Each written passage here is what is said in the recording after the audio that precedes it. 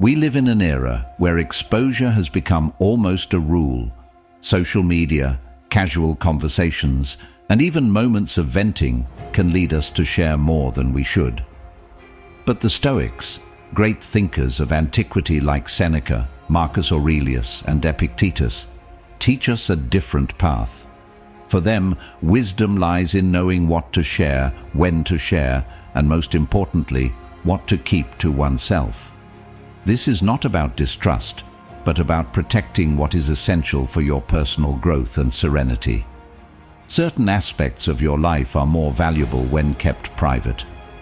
Today, we'll explore 5 things you should never expose to others, according to Stoic wisdom. If you're seeking emotional balance, wish to avoid unnecessary conflicts, and want to safeguard your inner peace, pay close attention. These lessons can transform how you interact with the world and those around you. In this video, we'll delve into how this Stoic principle applies today and why keeping certain things private can be one of the smartest decisions you'll ever make. Stay with us until the end as we break down each of these 5 points with practical examples and powerful insights that can make a difference in your daily life. Get ready to learn not just what to avoid sharing, but also how this choice can positively impact your relationships, decisions, and even your perspective on the world. Take a deep breath, open your mind, and let's explore the secrets of Stoicism for a wiser and more balanced life together. Before we proceed, I have one request for you. Here, we always bring reflections and teachings like these, which can transform the way you think and act. Click the subscribe button and activate the notification bell so you won't miss any content. Together, we'll learn and grow even more. Let's begin, as always, with a story to help you fully absorb today's insights. It was a quiet morning when Michael, a close friend, invited me for coffee.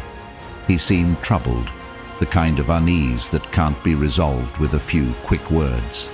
As he stirred sugar into his cup, he began to open up. He had shared a grand plan to start his own business with some co-workers. The idea was fantastic, but the reactions were discouraging. Some people mocked him, others questioned his abilities, and some even suggested he give up before he even started. Michael was demotivated, and I could see he needed more than comfort. He needed perspective. That's when I remembered the Stoic teachings I'd been exploring recently. Drawing from the wisdom of thinkers like Seneca and Epictetus, I began explaining how, at times, revealing too much about our ideas or vulnerabilities can make us targets for unnecessary criticism. I decided to share a personal story to better illustrate the point. Once, I made the same mistake. In a moment of excitement, I talked about an important project I was developing with a few people. It was something I believed to be revolutionary, but it was still in its early stages. Shortly after, I realized those same people were using my idea to further their own interests, leaving me out of the picture. It was a painful but essential lesson. Not everyone is willing to support you, and some things need to be protected. Michael seemed intrigued, so I went deeper. I explained how the Stoics advocated keeping our plans and emotions to ourselves, at least until they were more solid. I used the example of Marcus, the philosopher-emperor, who often reflected in silence before making important decisions, shielding his mind from external opinions. As we talked, another friend, Richard, joined us at the table. He was the kind of person who always seemed at peace, no matter the chaos around him. Curious about the conversation, Richard shared his perspective. He explained how he had learned never to expose his insecurities in the workplace. "I learned the hard way," he said. "One day I vented about my anxiety before an important meeting.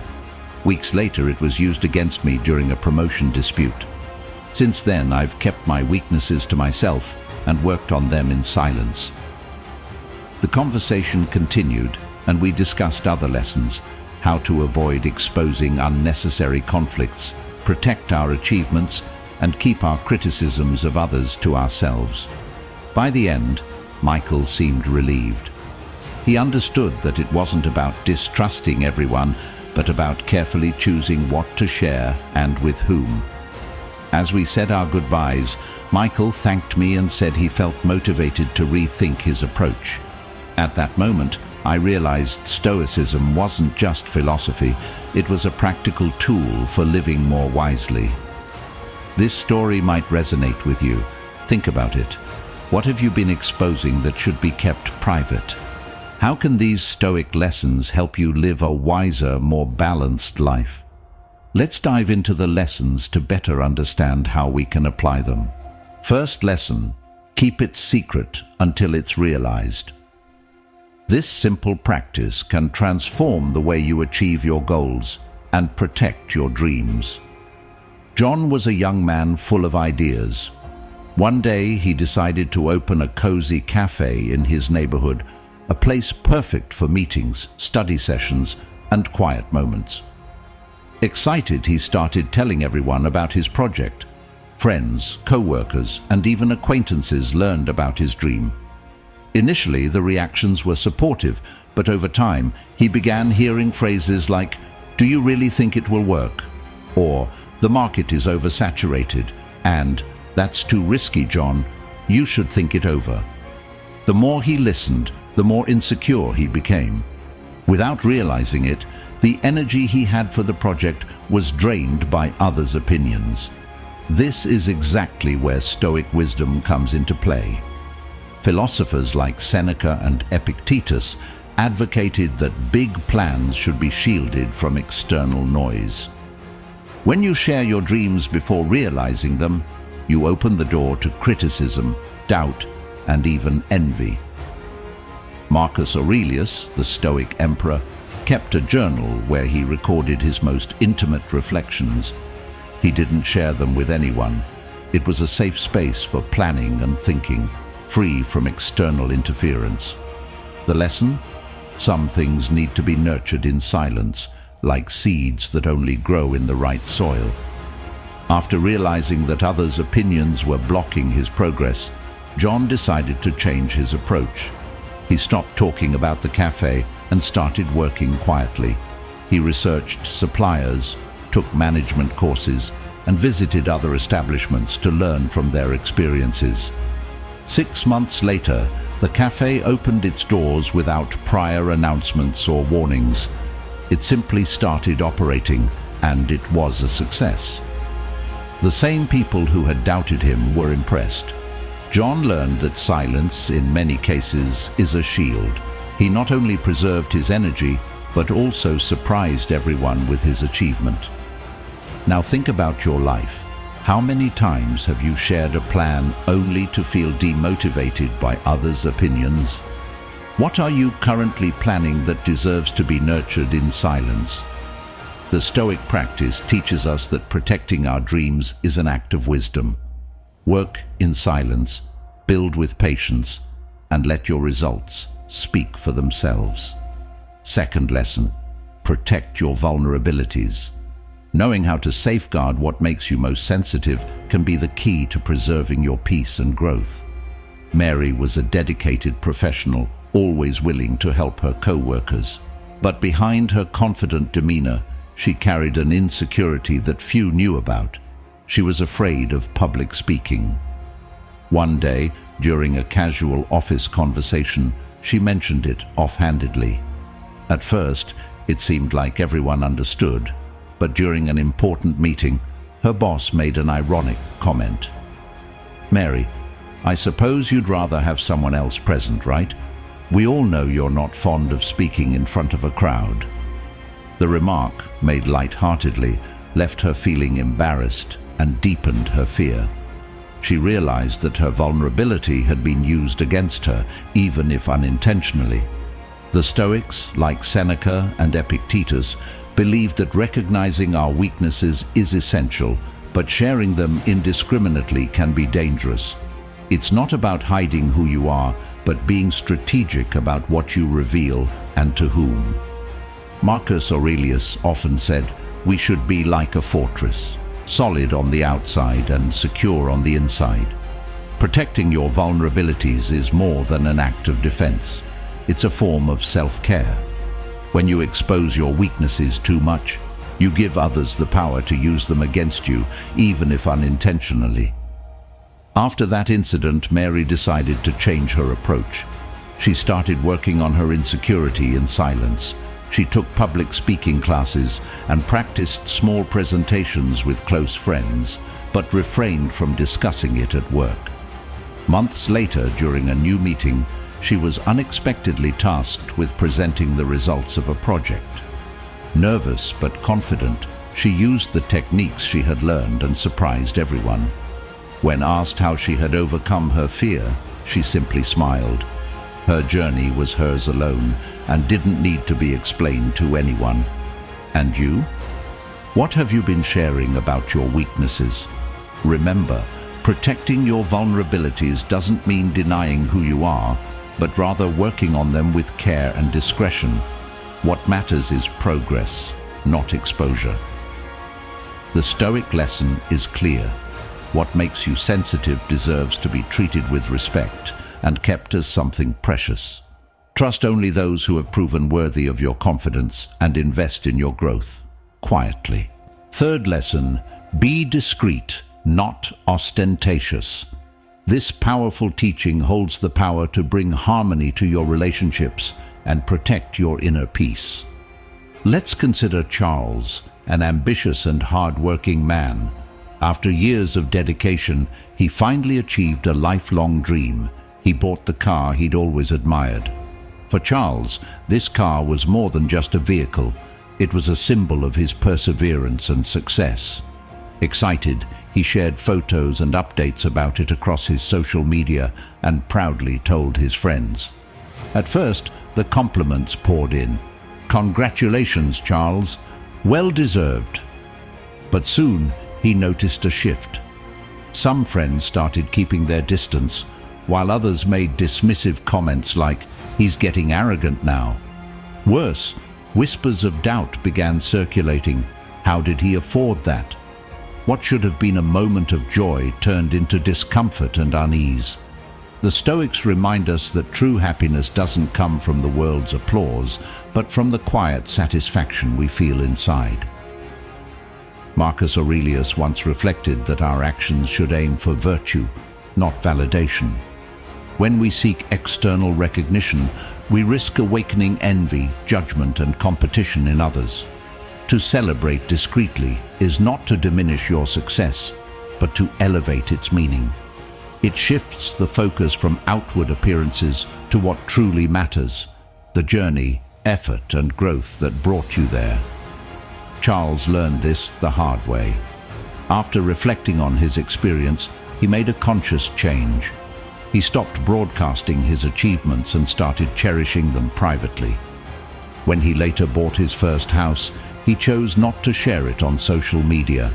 Instead, he invited his family and closest friends for an intimate celebration.